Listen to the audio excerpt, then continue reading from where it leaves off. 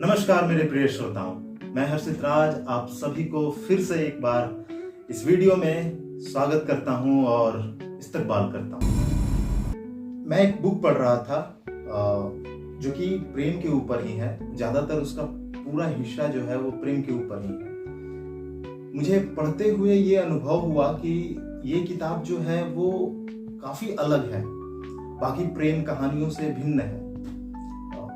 परंतु हर प्रेम कहानी का एक ही अंत होता है, वो आप सब भली भांति जानते हैं। कुछ ही प्रेम कहानी है जो कि सफल होती है। तो इस किताब का जो उन्वान है वो है कसब, जो कि मनोहर श्याम जोशी के द्वारा लिखा गया है।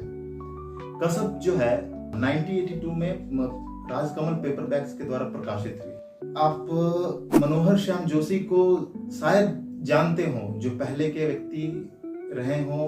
अगर पहले पुराने फिल्में देखते होंगे तो भ्रष्टाचार नामक एक पिक्चर आई थी 1989 में। उसमें Mithun Chakraborty as a main hero थे। शायद आपने ये गाना भी सुना होगा कि तेरे नैना मेरे नैनों से मीठी मीठी बातें करती। तो उसका जो स्क्रिप्ट राइटिंग है ना, ये मनोहर श्याम जोशी के द्वारा ही हुआ है। और तो और इन्होंने बहुत सारे फिल्मों में स्क्रिप्ट राइटिंग की। इनकी बहुत सारी रचनाएं भी रही हैं, जैसे कुरु कुरु स्वाहा, ये बहुत ही फेमस रचना में से मानी जाती है कसब, जो मतलब एक कालजयी कृति है। ये सब जब इसको आप पढ़िएगा ना तो पता ही नहीं चलेगा कि अरे ये क्या हुआ, मतलब ये किस तरह का कहानी है भाई। कसब का मतलब होता है कि क्या जाने, मतलब या फिर ये कहिए कि बुझो तो जाने, एक तरह से कि ये आपके ऊपर छोड़ दिया गया है कि आप ही इस कहानी का जो भी आयाम है, जो भी सारांश है, आप अपने तरीके से निकाल लीजिए। आपको जैसा समझ में आए इस कहानी का अंत वैसा ही, ये मान लीजिए। कुछ बता नहीं सकते, कुछ कह नहीं सकते, इसका उन्वान ही ऐसा है, इसका शीर्षक ही ऐसा है, कसब। सबसे बड़ी बात है कि मनोहर श्याम जोशी ने इसकी रचना अपनी पत्नी के लिए की थी। उनको पढ़ने का बहुत शौक था और वो कुछ मतलब अलग से एक तरह का रोमांटिक चीज पढ़ना चाहती थी। तो मनोहर श्याम जोशी उस टाइम पे और भी सारे बुक्स को लिख रहे थे, बहुत सारी कहानियां लिख रहे थे, पर उस सबको साइड करके बात मानना पड़ा अपने पत्नी को। तो उन्होंने इसकी रचना की। इस कहानी में आपको कुमाऊनी शब्द ज्यादा प्रयोग में मिलेंगे। कुमाऊनी शब्द अल्मोड़ा जैसे हरिद्वार जब जाइएगा आप लोग तो वहां पे इस तरह की भाषाएं यूज होती। बहुत सारे लोग हैं जो कुमाऊनी भाषा नहीं जानते हैं, परंतु दिक्कत नहीं होंगे। इसमें आपको जहां जहां कुमाऊनी शब्द यूज हुए हैं ना, उसका मीनिंग है वो दे दिया गया है। तो आपको डरने की कोई वैसी बड़ी बात नहीं। तो कसब की कहानी जो है वो क्या कहती है, इसके बारे में अब बात करते हैं। कसब, इसके माने तो आप लोग सब पहले जान ही गए हैं। इस कहानी में नायक और नायिका, हर प्रेम कहानी में नायक और नायिका होते ही हैं, तो इस कहानी में भी वैसे ही रखा गया है। नायक का नाम है देवी दत्त तिवारी और नायिका का नाम है मैत्रेयी शास्त्री। देवी दत्त तिवारी को डीडी तिवारी के नाम से भी जाना जाता है, ठीक है। और वो काफी ज्यादा मूडियल किस्म का आदमी है, इसको सुर्री कहते हैं। मैत्रेयी जो है वो उसका नाम जो है सभी लोग निकनेम उसका बेबी कह के उसको पुकारते हैं। घर में बेबी कह के पुकारते हैं, मित्र जितनी है उनकी सब बेबी कह के पुकारते हैं। अब बात यह है कि देवी दत्त जो है वो 22 साल का लड़का है। 2.5 साल पहले बीए पास किया है और अब काका के द्वारा, चाचा के द्वारा अपने उसको नौकरी लग जाती है एज ए क्लर्कियल। वो काम करने लगता है एजी ऑफिस में इलाहाबाद में। अब एजी ऑफिस में काम करते करते वो पागल सा हो जाता है, उसको मजा नहीं आता है वहां पे। और चाचा चाहते हैं कि वो आईएएस आईपीएस की तैयारी करे, परंतु उससे हो नहीं पाता है। देवी दत्त बचपन से ही अनाथ है, न उसके माता पिता पैदा करते ही वो चल बसे। तो ये कभी फुआ के घर, कभी चाचा के घर, ऐसे ही आते जाते पलता रहा है। तो अब इलाहाबाद चाचा के यहाँ पे रहता था, इसको मन नहीं लगा और वहां से वो निकल गए, बम्बई भाग गए 2 महीना के अंदर अंदर ही। अब इन्हें मन लगता था क्या चीज में, तो उपन्यासों में, कहानियों में, फिल्मों में, ये सब में ही मन लगता था। वही दूसरी ओर मैत्रेयी शास्त्री, बड़े ही बेबाक लड़की, मतलब खेलने कूदने में एकदम माहिर।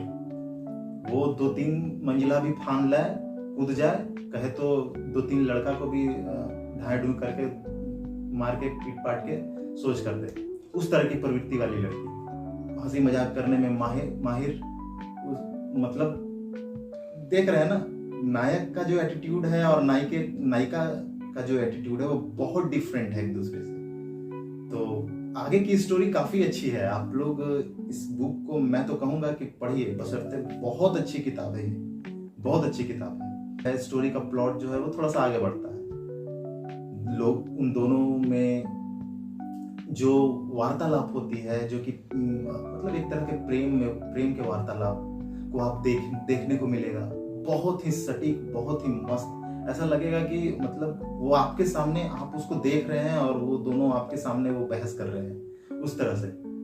इसमें दूसरी बात ये भी है कि यह जो किताब है ना, वो मतलब ये मनोहर श्याम जोशी जी ने एक ऐसा काम किया है कि कभी आपको लगेगा नहीं कि मतलब ये एक तरह की काल्पनिक कहानी है। वो क्या किए हैं कि इसमें गाने जो हैं वो आपको मिलेंगे, अगर आप पढ़िएगा इसको तो आपको गाने के बोल मिलेंगे, और जो कि आप सर्च कीजिएगा यूट्यूब पे तो आपको मिल जाएगा। जैसे महफिल में जल उठी समा परवाने के लिए, इस तरह के बोल की एक गाना है, वो आपको देखने को मिलेंगे। बहुत सारे गाने हैं, ऐसा नहीं है कि सिर्फ एक ही गाना है।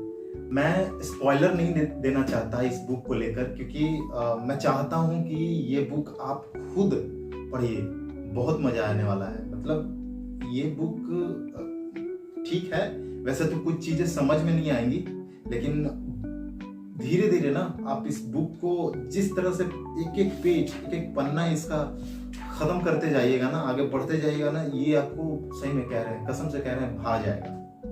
मतलब ये ऐसा बुक है ना कि आपको मन करेगा कि आगे क्या होगा इसको जानने के लिए, मतलब उस तरह से लिखा गया है।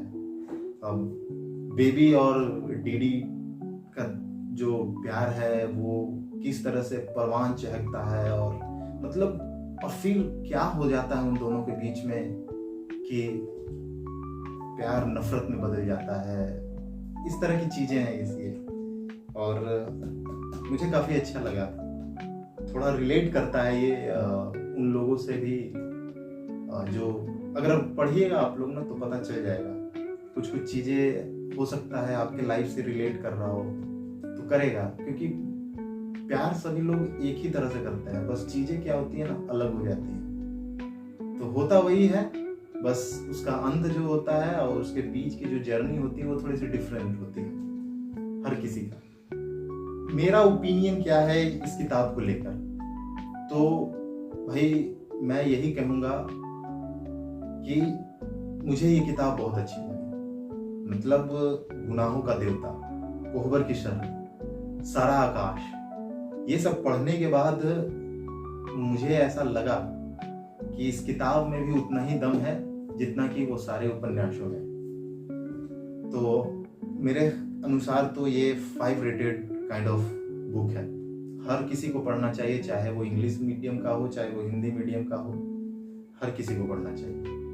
तो मिलते हैं किसी अगले बुक रिव्यू के वीडियोस में, तब तक के लिए आप खूब पढ़िए और खूब खुश रहिए। बहुत बहुत धन्यवाद इस वीडियो को अंत तक देखने के लिए।